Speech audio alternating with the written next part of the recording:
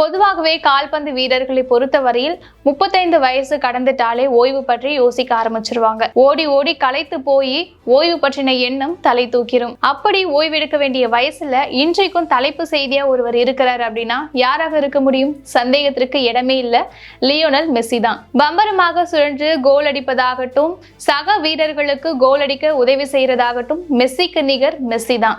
அவருக்கு 38 வயசுன்னு சொன்னா நம்பவா முடியுது? சிறுவனாக இருக்கும் போதே கால்பந்து விளையாட தொடங்கிட்டாரு மெஸ்ஸி. தனது 13 வயசுலேயே ஸ்பெயின் நாட்டிற்கு குடிபெயர்ந்தாரு. புகழ்பெற்ற பார்சிலோனா கிளப்பின் 14 வயதுக்கு உட்பட்டோருக்கான அணியில் விளையாட தொடங்கினாரு. அந்த அணிக்காக 14 ஆட்டத்துல 21 கோல்களை அடித்து எல்லாருடைய கவனத்தையும் ஈர்த்தாரு. அதன் விளைவாக 16 வயசிலேயே தொழில்முறை கால்பந்து வீரராக ஒப்பந்தம் செய்யப்பட்டாரு மெஸ்ஸி. அர்ஜென்டினா அணியின் முன்னாள் கேப்டன் மரடோனா போலவே மெஸ்ஸியும் குள்ளமானவர் தான். அவரது உயரம் 1.70 மீட்டர், அதாவது 5 அடி 7 அங்குலம். உலக அளவில் கால்பந்து போட்டிகள்ல ஜொலித்தவர்களில் பெரும்பாலானவர்கள் குள்ளமானவர்கள் தான். அது எப்படி பிளஸ் பாயிண்ட் அப்படிங்கறது அது ஒரு தனி கதை. பார்சிலோனா அணிக்காக விளையாட தொடங்கி வெற்றிகரமான வீரராக தலையெடுத்த பிறகு மெஸ்ஸி படைத்த சாதனைகளை பட்டியலிடவே முடியாது. எந்த ஒரு தடுப்பு அரணியும் உடைத்து முன்னேறி கோல் அடிக்கிறதுல மெஸ்ஸி பெரிய கில்லாடி.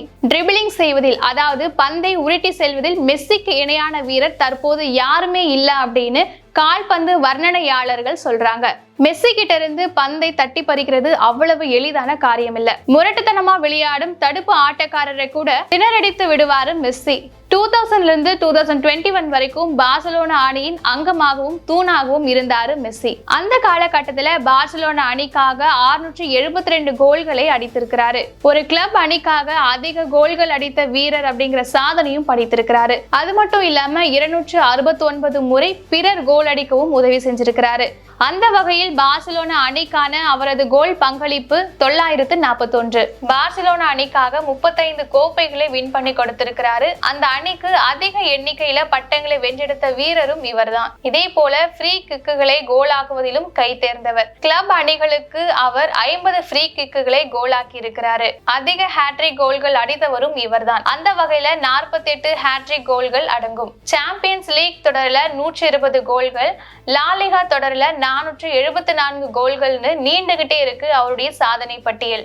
கொரோனா காலத்துல பார்சிலோனா அணி நிர்வாகத்துடன் கருத்து வேறுபாடு ஏற்பட்டதனால பிரான்ஸ்ல இருக்கிற PSG கிளப் அணிக்கு மெஸ்ஸி மாறிட்டாரு. அந்த அணியில் அவருடன் இணைந்து முன்கள ஆட்டக்காரராக விளையாடியவர் கிலியன் எம்பாப்பே. கேட்கவா வேணும்?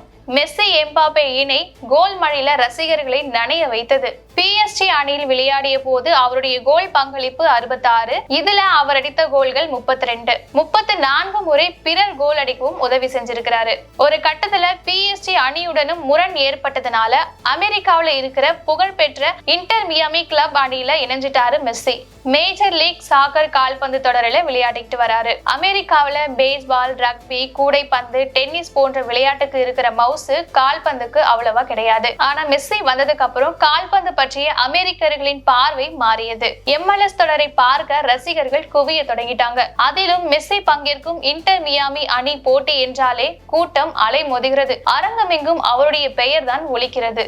இன்டர் மியாமி அணியின் நட்சத்திர வீரராக உருவெடுத்துள்ள மெஸ்ஸி புதிய வரலாறு ஒன்றை படைத்து மீண்டும் அனைவரையும் திரும்பி பார்க்க வைத்திருக்கிறாரு. அது என்னன்னா, கால்பந்து வரலாறில் 1300வது கோல் பங்களிப்பு என்ற மைல்கல்லை எட்டி தலைப்பு செய்திகள்ல இடம்பெற்றிருக்கிறாரு. MLS தொடரில் சின்சினாட்டி அணிக்கு எதிரான கடைசி 3 போட்டிகள்ல மெஸ்ஸி கோல் அடிக்கவே இல்லை.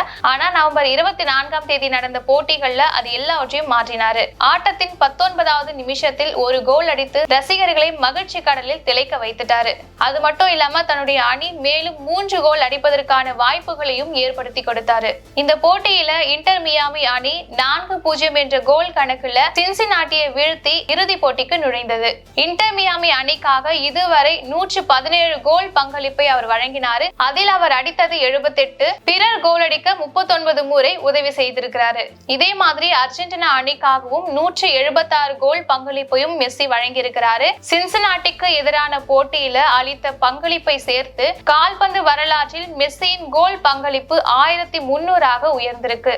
இதுல அவர் அடித்த கோல்கள் 896, கோல் அடிக்க உதவிய வாய்ப்புகள் 404. இத்தனை வயதுக்கும் பிறகும் மெஸ்ஸி சாதனை மேல் சாதனை படைத்து வருவது ரசிகர்களை மட்டுமல்ல, சக கால்பந்து வீரர்களையும் மூக்கின் மேல விரல் வைக்க செய்கிறது.